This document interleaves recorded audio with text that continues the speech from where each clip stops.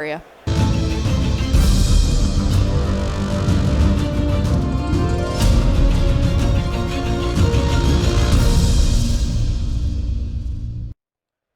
Hello and welcome to round 7 here at Grand Prix DC. Maria Bartholdi in the booth, joined by Jacob Van Lunen. And yes, you are reading those names on your screen right. We have an for you here. Pat Cox, Luis Scott Vargas, Andrew Beckstrom versus Paulo Vito Damaderosa, Eric Froelich, and Ben Stark. Both teams at 1 loss. So let's kick things off here on Table C. Ben Stark versus Andrew Beckstrom. We're going to grow from the ashes here for Beckstrom. Already has 3 colors. The natural. Going to go find another forest. Grow from the ashes, allowing a lot of splashes in a format where you really want to be splashing. Speaking of splash. Yes, there you go. Jinx, Skittering Surveyor, is going to go find a land for Ben Stark. Which way do you want to fix your mana? He's going to find a forest with the skits. Let's make a dark bargain here for Andrew Beckstrom. He's going to look at 3, 1 into the yard, 2 into the hand. Take 2 damage. This is my kind of a game of Magic. This is just some Dirtle setup time here.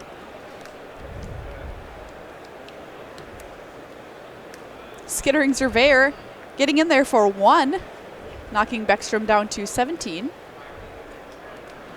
And this type of situation definitely favors Andrew. Andrew is still hitting lands, whereas Ben missing that 5th land drop. That could be pretty important here. Mammoth Spider on the table there for Andrew Beckstrom. 3/5 reach. Excellent blocker in this format. Spore Swarm there for Ben Stark. Gets 3 Sapperling creature tokens at instant speed.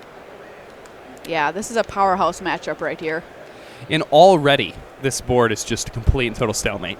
Yeah. You know, it went from there being nothing on the table to neither player being able to conceivably attack for a very, very long time. Ooh, this is a good one here. Song of Frailes for Ben Stark. Is able to play an Urguros, the empty one there, thanks to tapping those Sapperlings for mana off of this Saga. Yeah, Song of Froelich, one of the best uncommons in this set. It gives you the mana you need to empty out your entire hand, and then once you do so, it pumps all your creatures and gives you a really clean attack. The Spider, though, still holding everything back. Yeah, for the time being, that's definitely true.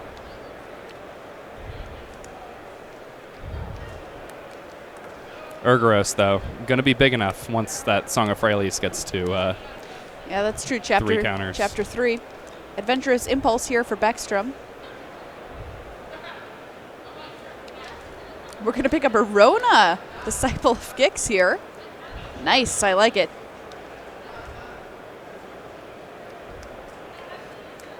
Windgrace Acolyte is the play, though. Flying Cat Warrior 3/2. We're going to mill 3, gain 3, Vicious Offering into the yard.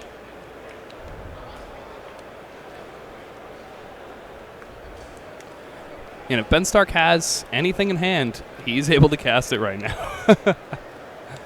All the mana and all the colors you could ever want. How about a Thorn Elemental, 7/7? Can go straight to the face even if it's blocked. This card, it's a nice throwback, you know, fond memories. Oh, is this a reprint? Oh, yeah. Yeah. Way, way back. I think like 1997-ish.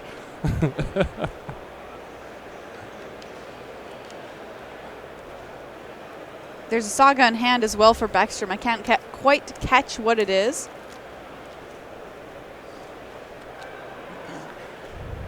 Oh, there you go. Thanks, Kenji. Look at that. That art's actually pretty cool. Fungal Infection is going to take care of one of the Sapperling tokens from Ben Stark. Baloth Gorger here, unkicked. And here's where we see the fireworks.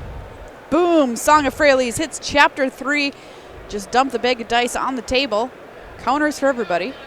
Yeah, now all these creatures are indestructible, and they're vigilant, and they trample. So it's just a clean and free attack with everything. Yeah, Chapter 3 on Song of Frailes is Pretty busted. And Ben probably just said, I'm attacking with everything. And now Andrew is setting up his blocks. Don't even have to move them. They're attacking. You understand. All right, so the Spider is going to jump in front of Skittering Surveyor, the Gorger in front of a Sapperling token, it looks like.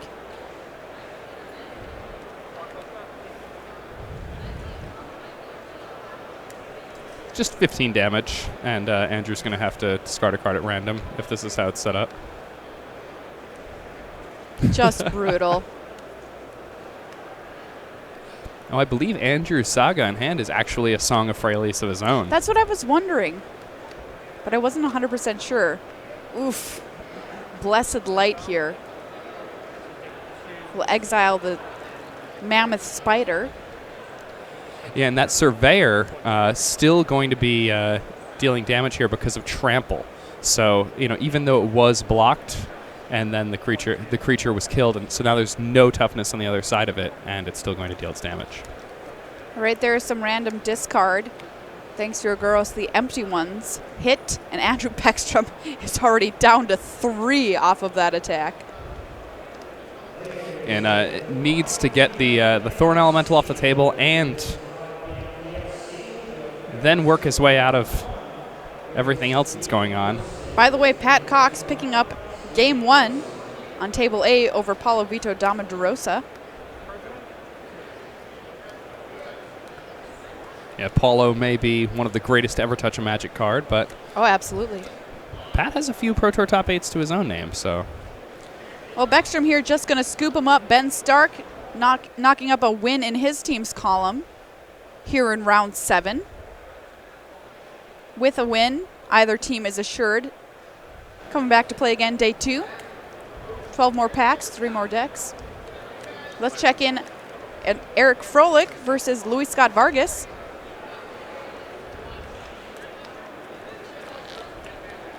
Ifro on 3 colors here. Luis as well, playing Jeskai though. Time of Ice in play, Traxos tapped. Get to Chronicler, a little Sapling on the table for Ifro.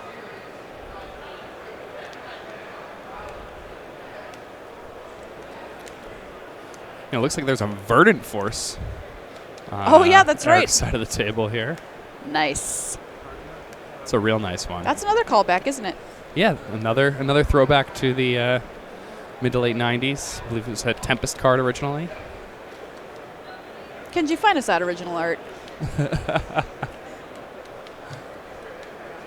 I knew we could count on you. Wow, it looks like a troll.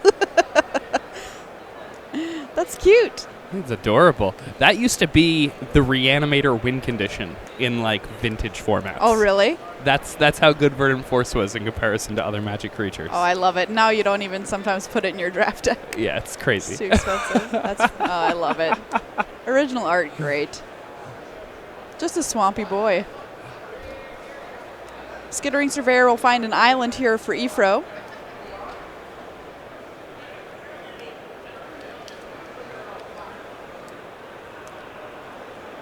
Another Sapperling from Verdant Force. Time of Ice ticks up to Chapter 2. Tap down the Surveyor.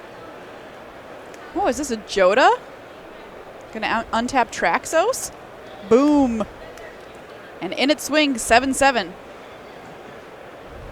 Get to Chronicler in there as well. You don't see Joda hit the table that much.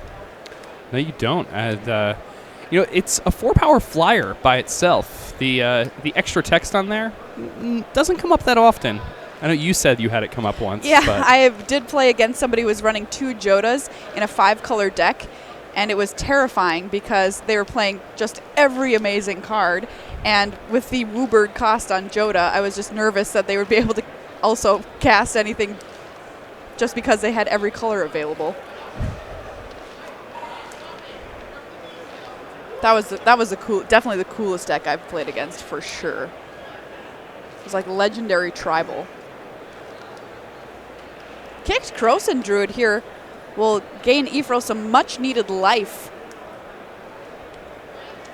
Time of Ice here ticks up to Chapter 3, bouncing a couple of cards back to Eric's hand. Life back up to 10. and 13. And that Traxos back in hand now for Luis. Ooh, Voltaic Servant. Great combo with Traxos. Yeah, now Voltaic Servant, kind of an unthreatening 1/3 oftentimes, but when you combine it with Traxos, you don't need to be casting a historic spell every turn. You just get to untap the 7/7 trample that you only paid 4 mana for. Academy Drake joining the team as well for LSV. Yeah, LSV with 6 points of power in the air right now.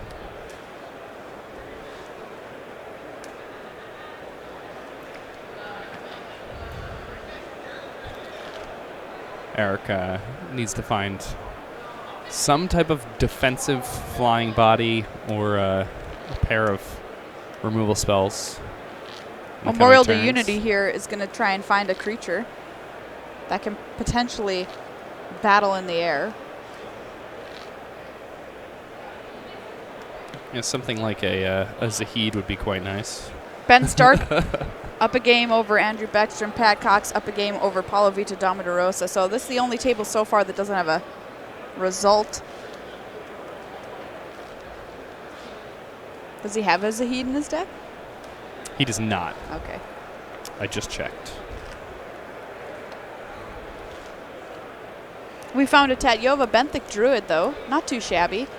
Able to gain some life, draw some cards, dig Aoife a little deeper into his deck to find potentially what he might need here. There she is, Tatyova. Let's draw a card, play a land, gain a life. Back over to Luis.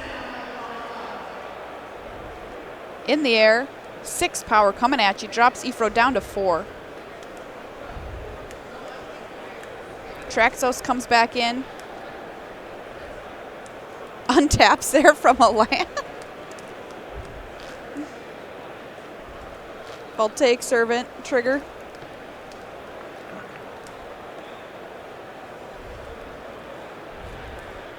Eric's going to play land, draw a card, gain a life. Can he find a way to stop the air assault from Luis Scott Vargas? Yeah, Eric's done a good job of keeping himself alive. He's had his back against the wall through a large portion of this game, but he's drawn a lot of extra cards.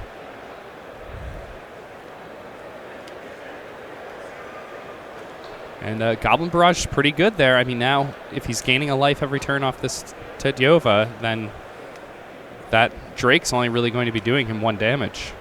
Skittering Surveyor here ensuring that Eric will have another land drop as well.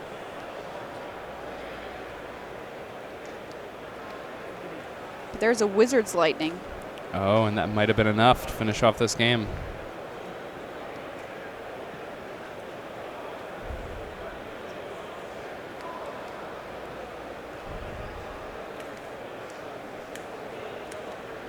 In they swing here for LSV.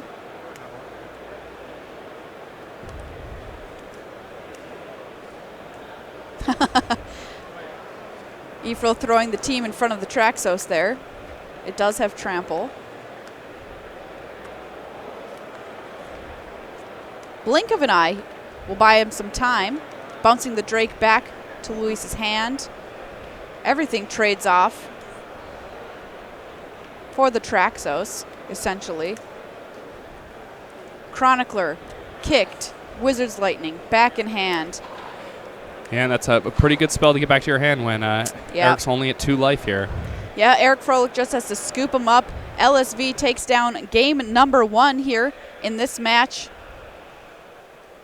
Each match there, as you can see on your screen, 1 result in. Pat Cox up a game, LSV up a game, Ben Stark up a game for the team of Paulo Vito Domodorosa, Eric Froelich, and Ben Stark. Yeah, 2 Titan teams here meeting in the 7th round. Yeah, this is crazy. Marshall is very jealous that we got to commentate this match. All right, let's peek in here at Table C. Ben Stark, Andrew Beckstrom. We saw Stark grab game 1 here. Let's check in game 2. Aguros, the empty one in play once again. 3 Saproling creature tokens. Skittering Surveyor and a Thallid Omnivore for Ben Stark.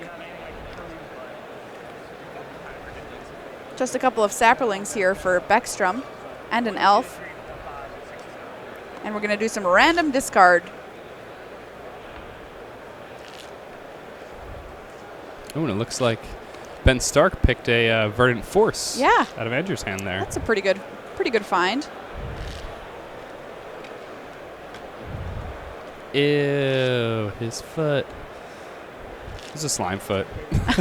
So slimy. So slimy. All right, it looked like that one was all but settled up by the time we got in. And sometimes, you know, the game's over. And Slimefoot, powerful card. Andrew just may have not been able to beat it over the long haul. Yeah, Ben Stark going to pick up that match there, 2-0 over Andrew Beckstrom. Beckstrom packing his cards up. The nice thing is, though, in team tournaments, when you are done playing, you're not totally done, as you can help out your teammates. And there we see him turning to the side to take a peek at LSV's game versus Eric Froelich.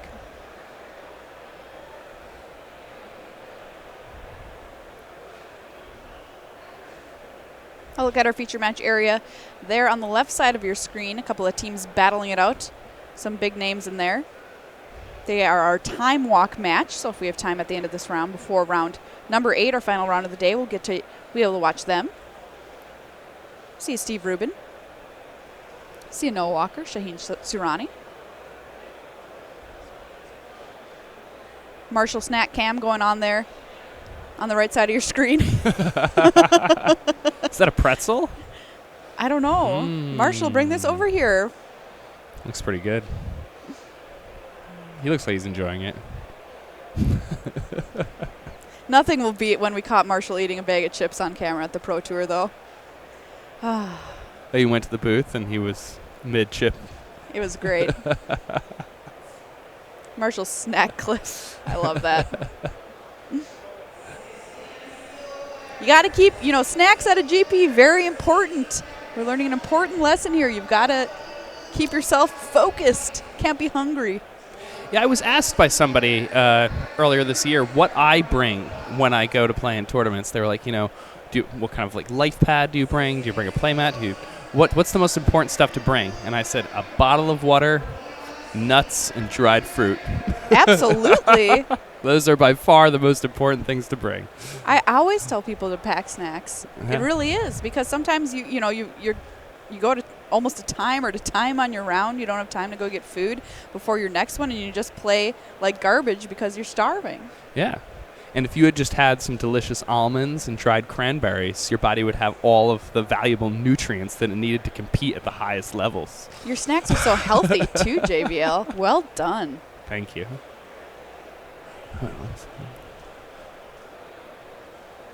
Oh, look we have got a result here. Pat Cox takes that match versus PVDDR 2-0.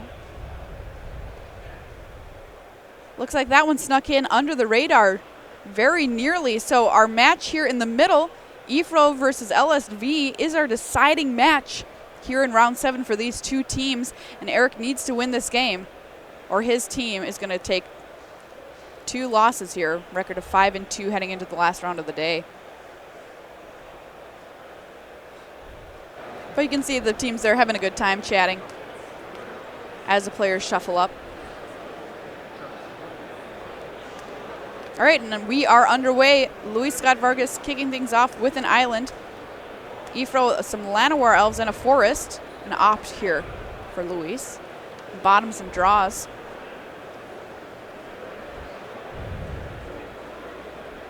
And this is the last match. It all comes down to this. Urza's Tome for Luis Scott Vargas. All right. I've seen a lot of very, very good Magic players cast Urza's Tome. Maybe the Tome is better than I called it. Yeah. In a long game, this can generate a lot of card advantage. And when you're playing sealed deck and both players have a lot of answers in their deck, it can be very strong. Well, Eric Froelich definitely respects it. He chooses to Broken Bond that Urza's Tome. He's able to sneak out another land as well. Vidalian Arcanist here for Luis Scott Vargas. Or is it Valdolian Arcanist? We'll never know.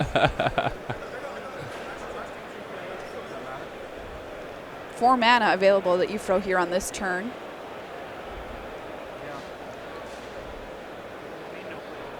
How have you felt about Llanowar Elves thus far in this limited format?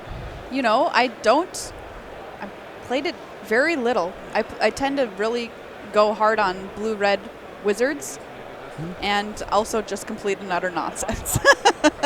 It's a card that I expected to be very, very high on. I'm usually very high on it, and it's been good, but it wasn't as impressive as I expected it to be.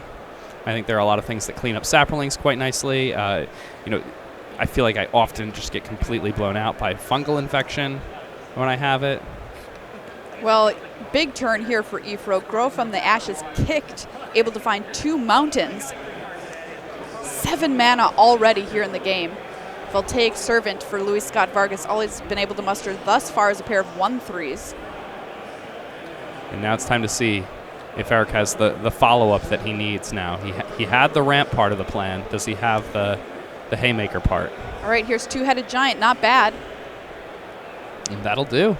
No counter from LSV. It sticks. There's Luis's 3rd color of mana. Plains hits the table, passes back over to Ifro. All right, we're going to see some coin flips here. Potentially if Two-Headed Giant hits the red zone. Well, it's interesting because I'm not sure if Eric wants to attack here because of Gideon's Reproach or Seal Away. He does. Sure, it's things like that you think about. Let's see what happens here. No match, so it's just going to be a 4/4. All right, so Luis just taking 4 here down to 16.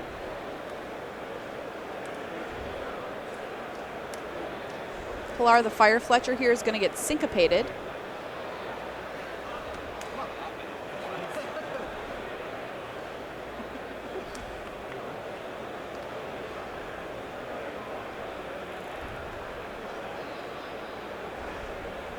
And that Voldelian Arcanist actually gave Luis the 6th mana that he needed to syncopate that Halar for 5, because Eric Froelich had ramped up enough mana that he would have been able to pay for a syncopate for 4. Pretty interesting stuff.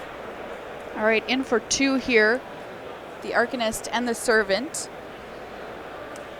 get in. We are going to sacrifice this Memorial to Unity for Eric Froelich. Servant untaps itself. And yeah, that's really interesting. The Arcanist, you've got to be careful when that card's on the table. All right, so we're going to look at the top 5 cards and reveal a creature card from among them, and Ifro gets to put it into his hand if he finds one. Looks like a Baloth Gorger.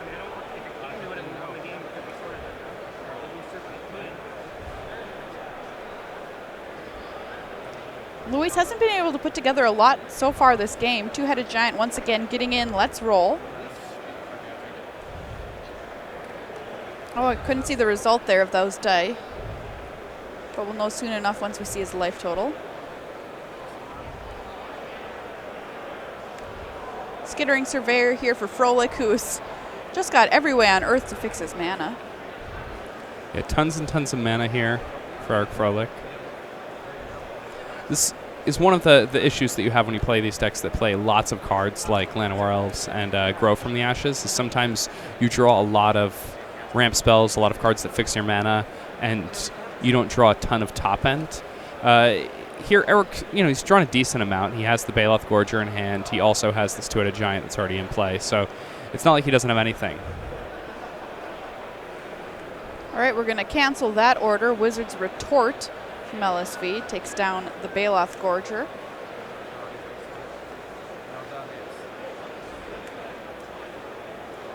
All right, trying to get in for another 2 here. Skittering Surveyor will block 1. Get to Chronicler. Well, this is very interesting. Kicked.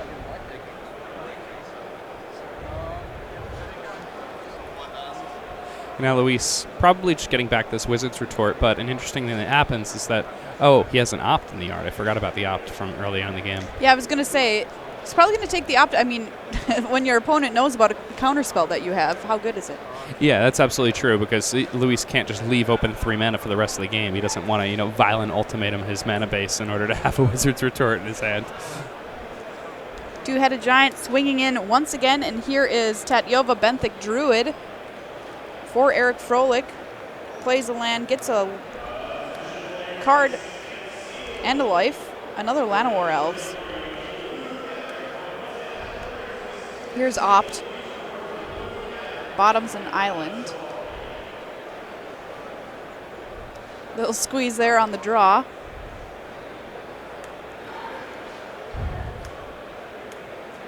Another kicked Chronicler. Opt returned yet again. Well, this deck is very LSV, I must say. And this is just what all of us want to be doing, right?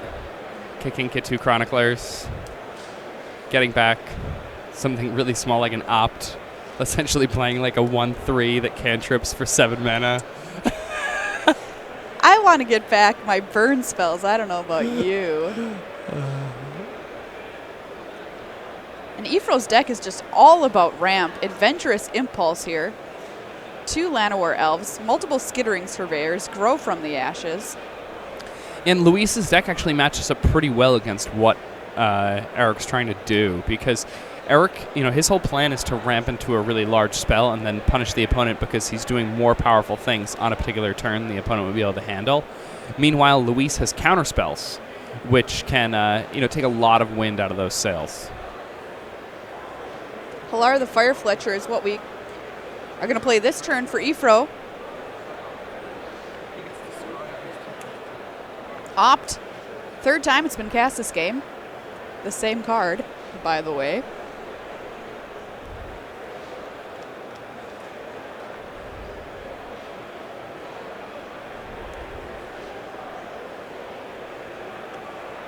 Skittering Surveyor of his own here for Luis. Finds a mountain.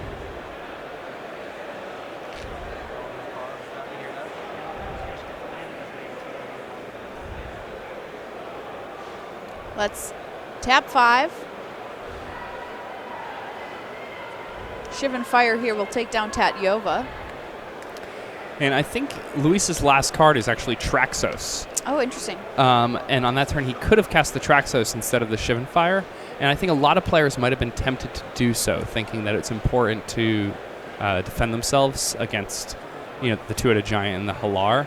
But Luis correctly recognizes that the card advantage that will be generated off that Tatyova is actually more powerful at this stage of the game.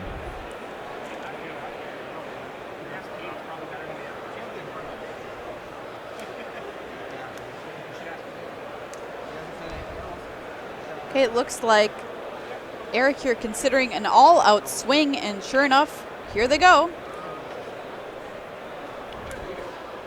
Not 100% what the coin flip was on the two-headed giant.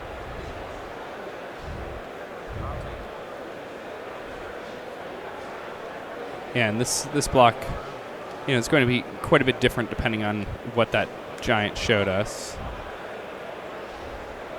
So it's definitely not double strike. Definitely not double strike. Triple block here on Halar. Works out for Luis. Only loses a Chronicler in that exchange. Life total down to 2, though. Can he stabilize? Eric Froelich on 18 life. It is all down to this match. Ifro's got to win this game to force a game 3.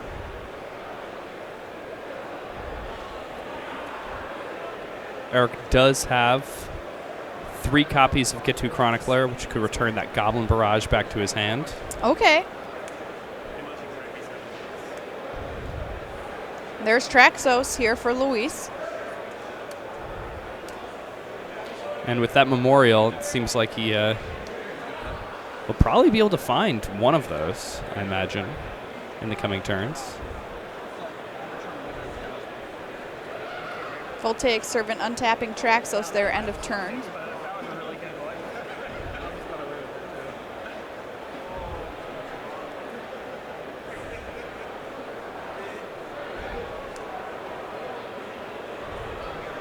Eric here kind of considering what he wants to do with this turn, if he wants to sacrifice that Memorial to Unity. Yeah, so actually I believe the Goblin Barrage was actually from the last game. So he hasn't found that yet. That's my mistake, excuse me.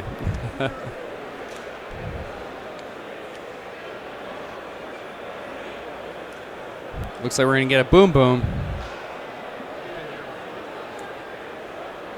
All right, Verdant Force hits the table for Ifro.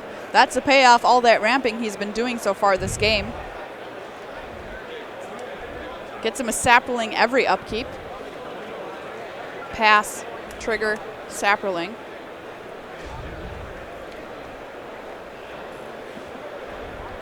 The battle of the 7/7s here.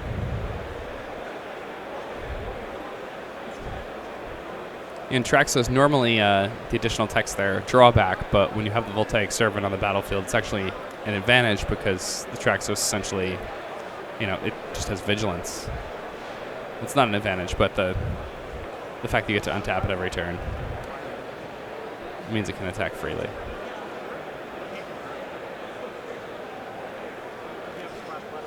So it looks like Eric here may be considering a multi-block of that Traxos.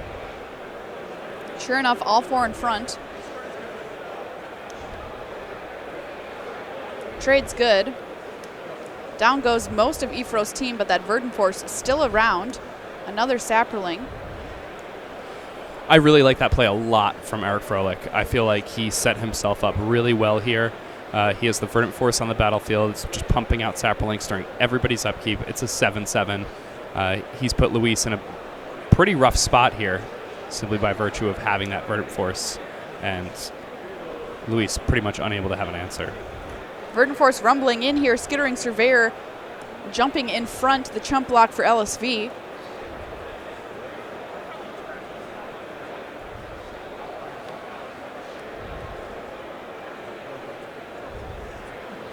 Yeah, so it looks like Eric probably has a Gitu Chronicler in hand there. He was lining up the mana, but he doesn't have a spell he wants to return just yet.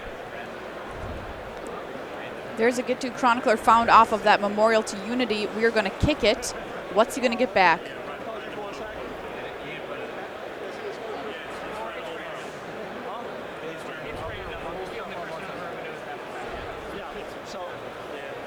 Adventurous Impulse.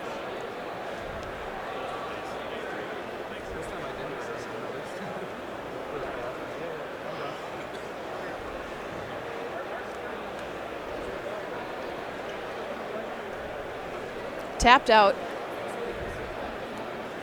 Throws his turn over to Luis.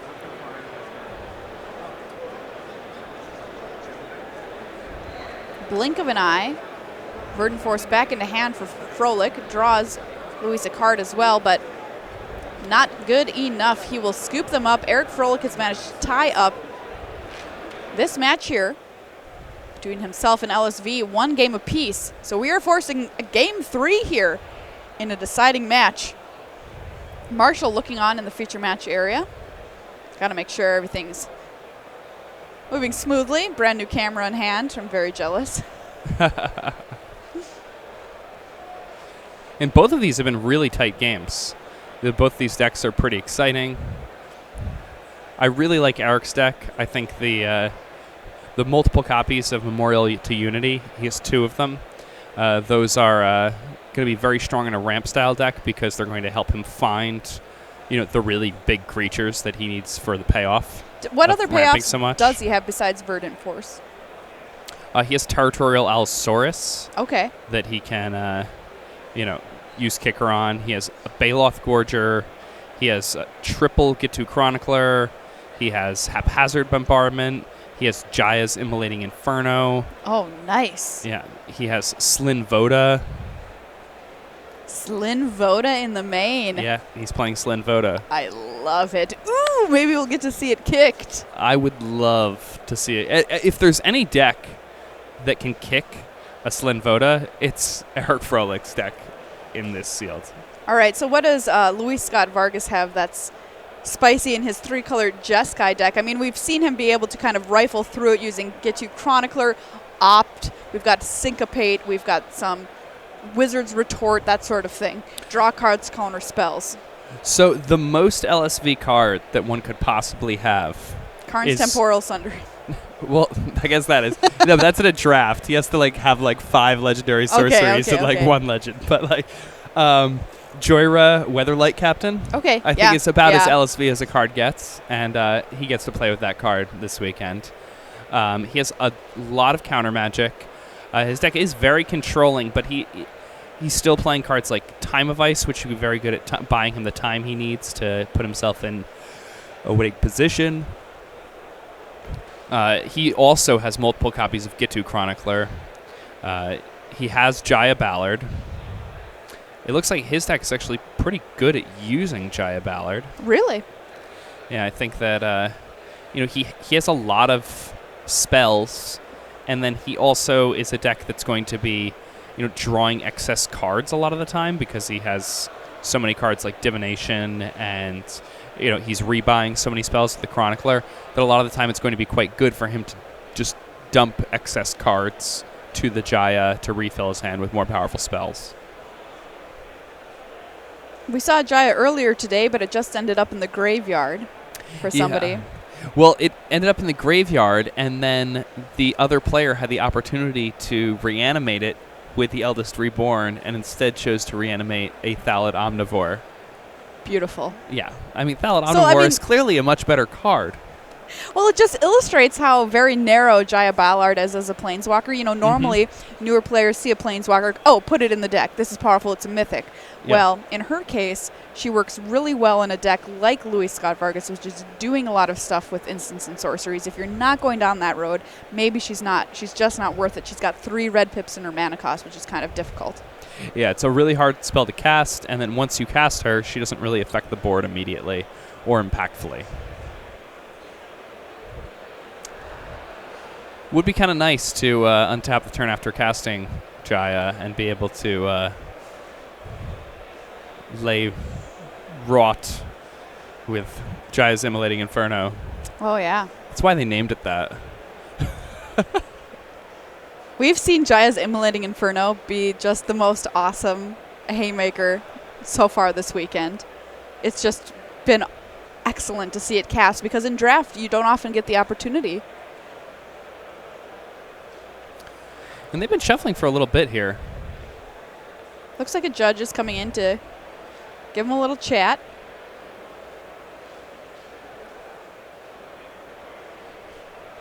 We may be asking for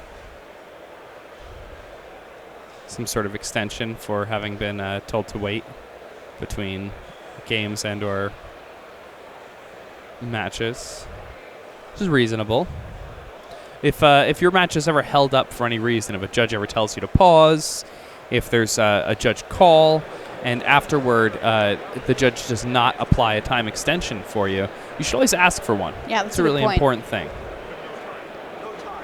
All right, so we've got 12 minutes left here in this game. Adventurous Impulse here is going to kick things off for Ifro. The deciding game here in this match. It's essentially winning in for day 2. Tetyova Benthic Druid is going to be the grab here for Froelich. Gitu Chronicler on 2 for Louis Scott Vargas just as a 1/3.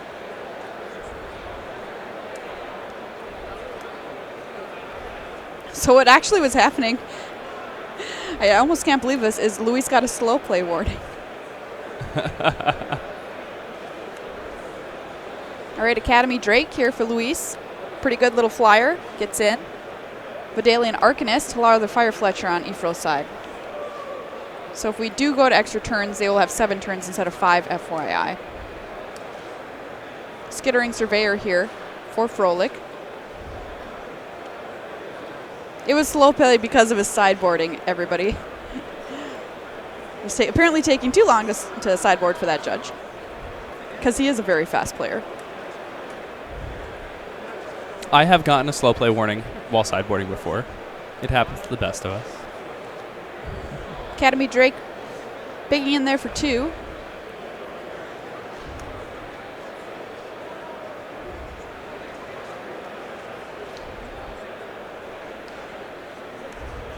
And we talked a bit about Luis having a more controlling deck, but here he's trying to be aggressive, and his deck does have a lot of cards that allow him to be quite aggressive. He has 2 copies of Academy Journey Mage. He has Time of Ice. These are cards that perform exceptionally well in an aggressive strategy. Also looks like his sideboard gives him the option to become much more aggressive. All right, we've got a Grow from the Ashes kicked here.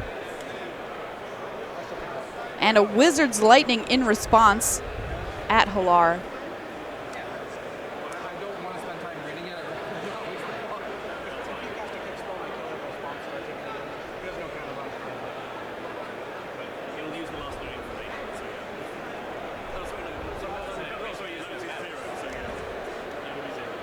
Down goes Halar. Going to find a mountain and an island there for Ifro, whose deck is able to power out lands like none so far we've seen on camera yet today. Look at all that mana. He's got to be worried about things like Syncopate, though, and Wizard's Retort, which Luis does have in his deck. Get to Chronicler here, buying back that Wizard's Lightning. Not too shabby. Yeah, not shabby at all. Wizard's Lightning works especially well with a card like Get to Chronicler because it essentially just becomes a lightning bolt. So Wizard's Lightning and Island in hand for Luis. A lot of mana here. And there it is, Verdant Force for Eric Froelich. Giant 7/7, get a Sapperling every upkeep. But that Drake, though, still putting on pressure in the air. Another Sapperling for Froelich. He's got to start applying some pressure of his own. All right, chump block there from the Chronicler. Verdant Force hit the red zone. Froelich down to 9. Tatyova, Benthic Druid, will gain him some life and some time. Plays a forest, draws a card. But Wizard's Lightning was in hand, so down she goes. Ifro, though, does manage to get up to 10. Two-headed Giant to play. Yeah, and these Sapperlings being pumped out really fast. Oh my goodness. Fire Fist Adept here. No, it's a Frenzied Rage. Frenzied Rage. Enchanted creature gets +2/+1 and has Menace.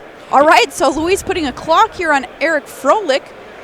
Yeah, I talked a bit about how Luis's deck could get more aggressive post-board, and Luis has 5 copies of Frenzied Rage in his sideboard. Oh my god. So Luis may have been thinking to himself, Eric's deck is a ramp deck. He can't be playing much removal. He has to play threats and ramp spells.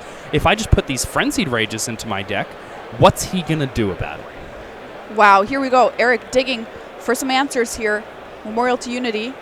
Sacrifice, see what he can find. It's a Baloth Gorger. Well, that's not going to do it. And you said it. I mean, he's got lots of creatures, lots of ways to apply pressure on the board, but what can he do about threats from Luis's side, if they're in the air especially?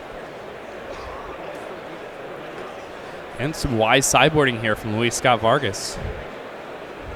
Thought about it. Thought about what might be the weakness of Eric Froelich's deck, and decided that Frenzied Rage might be the best plan. All right, so Ifro here going all out. The team is swinging in. There's the die roll. They do not match. So that's just a 4/4.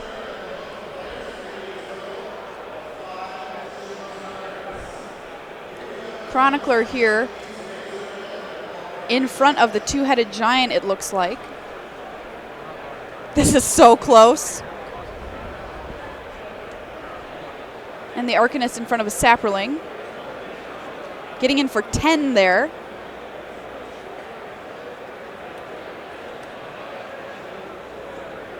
Drops Luis down to 6. Oh, Broken Bond in hand for Froelich. Oh my goodness. Down goes the enchantment. Baloth Gorger in play. 4/4, another Sapperling. Yeah, so Luis can put Eric to 1 on this turn with what he has on the board, but does he have something else that could finish Eric off, or is this over? And there's the handshake! Wow, that was a great match. Eric Froelich taking down that game just on a razor's edge versus Luis Scott Vargas, the team of Paulo Vitor, Dama de Rosa, Eric Froelich, and Ben Stark advancing to 6-1 heading into round number 8 here at Grand Prix DC. Wow. That Broken Bond, man. I was like, that was clutch. This in my seat. That was so cool to watch. Two powerhouse teams just going at it. Well, congratulations to both of them. We've got one more round here to play. More magic after this. This is our prize wall where you can get anything from playmats to booster packs to singles to t-shirts. There's pretty much something for everybody.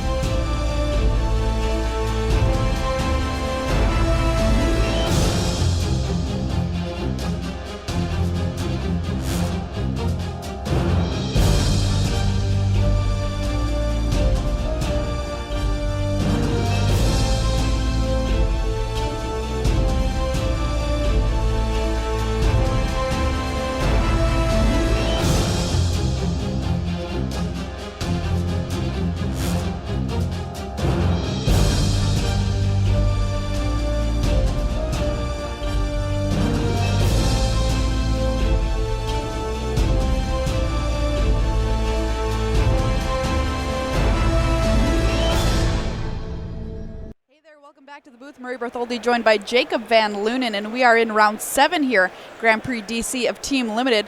We just saw quite the matchup there. That was really cool to watch. We've got some more time walk magic for you. Some other pretty good teams here. Steve Rubin, Alexander Hane, and Mike Siegrist versus Ely Cassis, Shaheen Surrani, and Noah Walker. And we're joining mid-match here as Noah Walker and Shaheen Surrani currently both up a game. Steve Rubin up a game on table A. But we're starting things out here on table C with Siegrist versus Noah Walker. Two of the nicest guys in Magic, I think I can safely say. Mike Siegrist has twin daughters. Aww. Which I love thinking about that. All right, slow start here for both teams. Skittering Surveyor here for Walker. Finding his second color there, Swamp. Back over to Siggy. Thallid Soothsayer. We haven't seen that card on the table yet today. We've not. It's a card that plays surprisingly well. Unfortunately falling to an Eviscerate here, but yeah, able to draw you cards if the game goes long, which if you're playing green-black, let's get real, probably will be. And Noah, recognizes its strength and immediately uses Eviscerate to deal with the Thallid Soothsayer, which is pretty telling of its power level. Grow from the Ashes here, kicked from Siegrist, finding a mountain, so a nice little red splash here in his deck.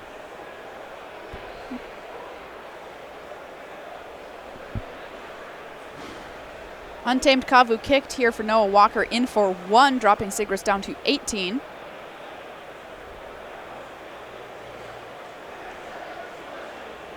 See, I saw a Skin Witch hanging out in Sigrist's hand as well.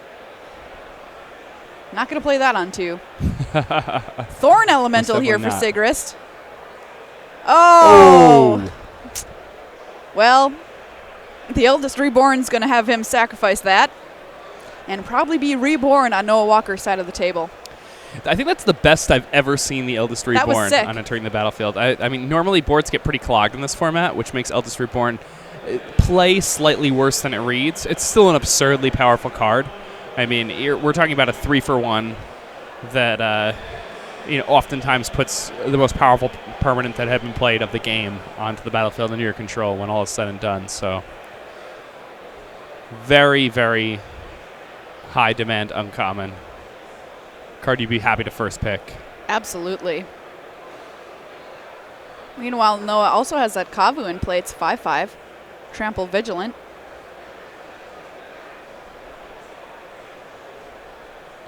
That's another card that I wouldn't mind first picking. 5/5 Trample. It's very real in this format. Yeah, I love that card. All right, we've got a Dark Bargain here for Mike Siegrist, who's going to take a peek at 3 cards, put 2 into hand,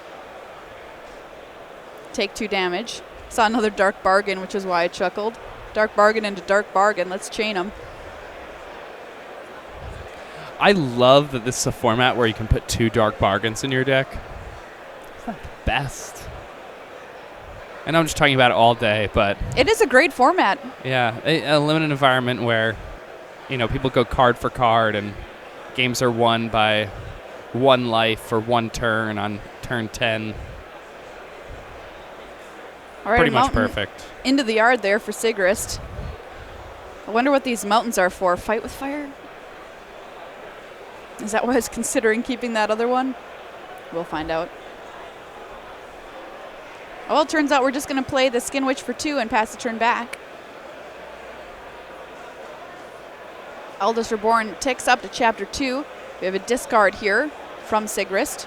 By the way, some really fast game 1. Shaheen Surrani up a game. Steve Rubin up a game.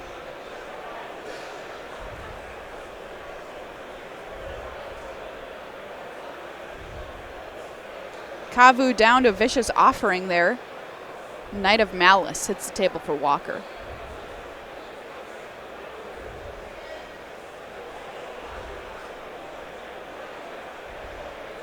Plenty of mana in play for Siegrist here.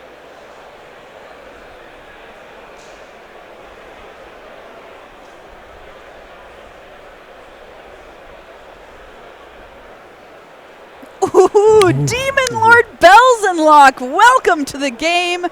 Thallid Soothsayer revealed, Untamed Kavu revealed. Oh, I love it.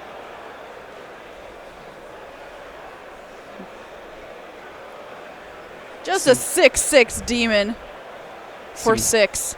666. I get it. Well done. Nice flavor. Sometimes you don't need flavor text for the flavor on a card. 6/6 flying trample over 6 is already quite the deal, and then the fact that you get to draw at least one card just pushes this so over the top. Kavo here unkicked. Yeah. Siegrist already knows what Noah Walker wants here on Chapter 3 of The Eldest Reborn, Verdant. I believe Siegrist only has 2 cards in Thorn hand, Elemental. though, and I believe Noah Walker has Kalga Skin Witch. Oh. So this could turn out very poorly for poor Mike Siegrist here.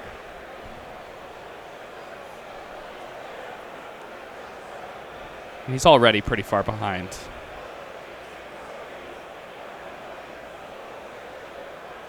Eight life to 20.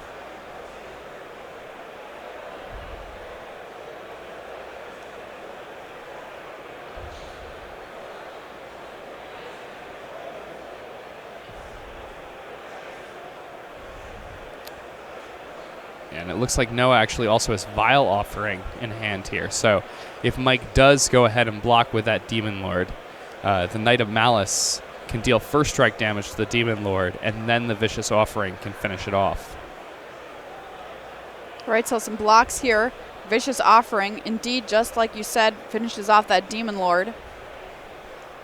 And that Thorn Elemental, a big problem for Mike Siegrist here. Can assign combat damage as if it were not blocked. Yeah, Mike, his life total a little bit above 7 here, but not by much.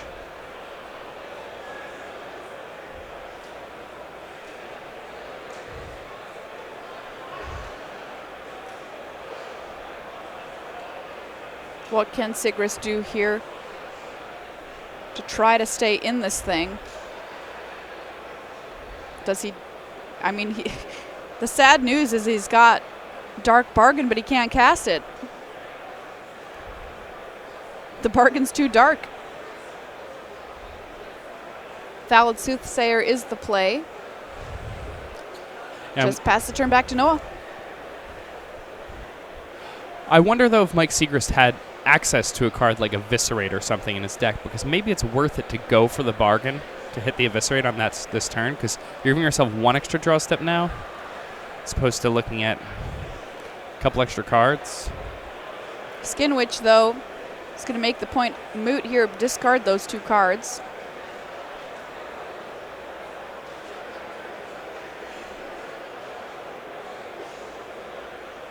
By the way, update from Table A, Steve Rubin takes the match over Eli Cassis. Alexander Hane ties things up with Shaheen Surrani. And there is a handshake. Noah Walker, 2-0 over Mike Siegrist here. So it is all down to our middle table, Table B, Shaheen Surrani versus Alexander Hane, currently ranked number 24. Siegrist, by the way, ranked 20. Steve Rubin, I see, top tables just constantly. Yeah, this is a pretty big-time team. Both of these teams are absolutely worth fearing, showing up to a Magic event. Shaheen known for playing control decks. I always love to do deck techs with him at the Pro Tour because he's always very good at talking about what he's playing and why. And he sticks to his course, He plays what he likes. I think there was a year where he decided that he wasn't going to play control decks, yeah, right? there was one time. He said, I'm going to play the best deck and see if it works out better for me over the course of a year. And I think in many ways, the reason the experiment turned out so strangely was because he just kind of played decks at random, it seemed.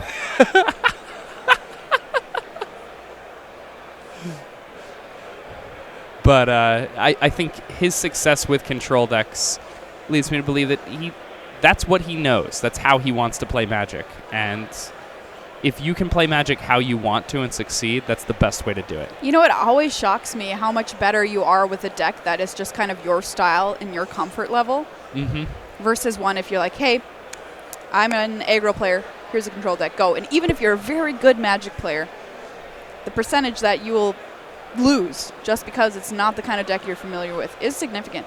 Oh, that's absolutely true. I mean, so much of Magic is simply having been in a situation before. And if you've played with aggro decks a ton, then you've been in those situations tons of times. Regardless of if the cards are a little bit different than ones you've played with before.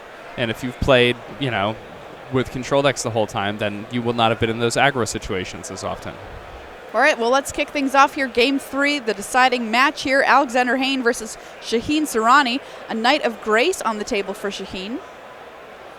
Ooh, a Champion of the Flame here for Alexander Hane. That's spicy. Yeah, we haven't seen many of those.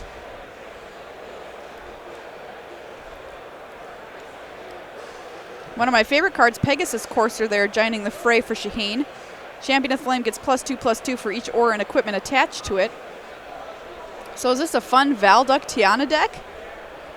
All right, well, there's an equipment. Jousting lands pass the turn back.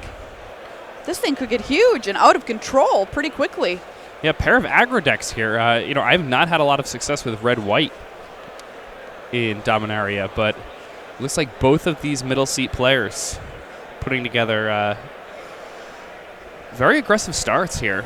Red-white aggro did take down GPDFW very recently, so it is a viable strategy, Absolutely.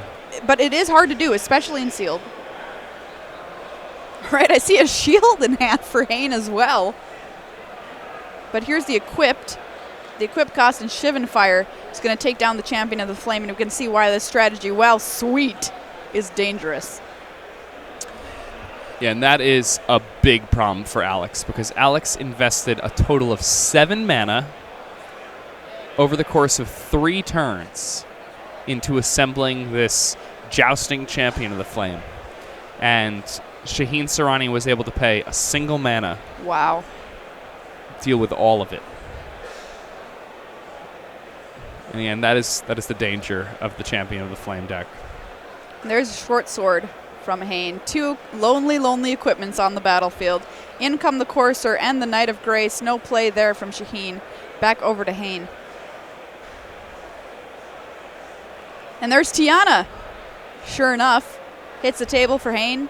Surrani. No 4th land drop yet, but he's able to get him with these 2 creatures. I'm pretty sure he has a trick. Yeah, if you're Alex in this spot, it's really hard to just block, but your life total is also 12. But by blocking, you're essentially just trading, your 5-mana creature for a 2-mana Adamant Will. Right. Or say like a Fervent Strike or something. Like, that your opponent has something here. Gideon's Reproach. Yeah. Which, if you attack, it's going to get you anyway. You've just got to kind of square with yourself, am I willing to make that trade? Do I need to get that trick out of my opponent's hand, one way or another? Gideon's Reproach there takes down Tiana. Back over to Hane. Yeah, and their blocking actually turned out to be the correct play, because it was the Reproach, so Alex saved himself a couple points of damage.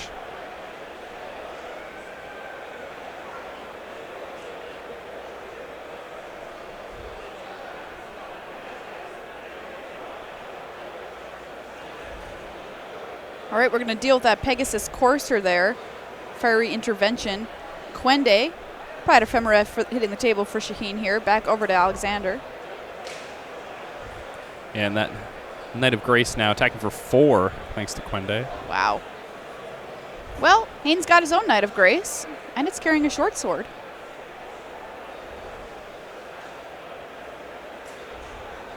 And maybe a Jousting Lance? And I mean, the danger of putting the Jousting Lance on here is that if Hane can kill the Knight, he's attacking for lethal. The Quende and Knight of Grace in combination are attacking for 8 on this turn.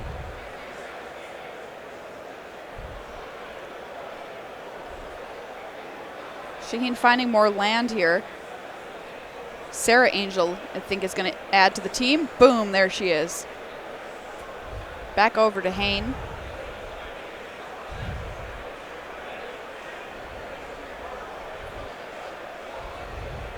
Another short sword on this Knight of Grace.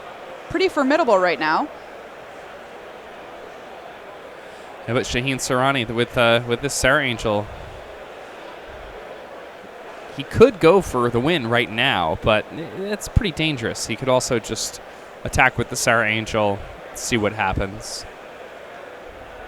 2 cards left in hand for Hane.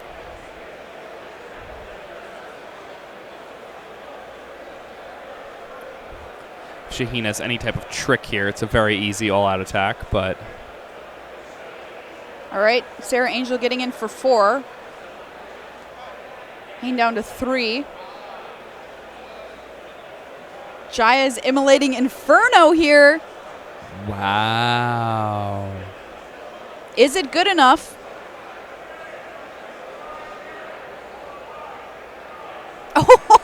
Oh, we're going to destroy our own Jousting Lance to gain 4 life. Invoke the Divine there from Hane. Sometimes you got to do what you got to do. Wow. I was like, what could he possibly do? Oh, sure enough, that card. Not great. But fine. I mean, it saved him. But, yeah, still had all these there from Shaheen Surrani. Team of Ely could see Shaheen Surrani and Noah Walker actually take down this match here in round 7. One more round of Swiss to go here at GPDC. Welcome back to the booth, Marie Bartholdi, Jacob Van Lunen. Been with you all day today, and I've got to say, JVL, we have seen sweet environment has given us everything we wanted from it. We just watched unbelievably powerful cards smash into each other, and just great games all day, great plays all day. Perfect. All right, well, we'll be back here tomorrow, of course, but you get one more round with Marshall and Kenji. Don't go anywhere.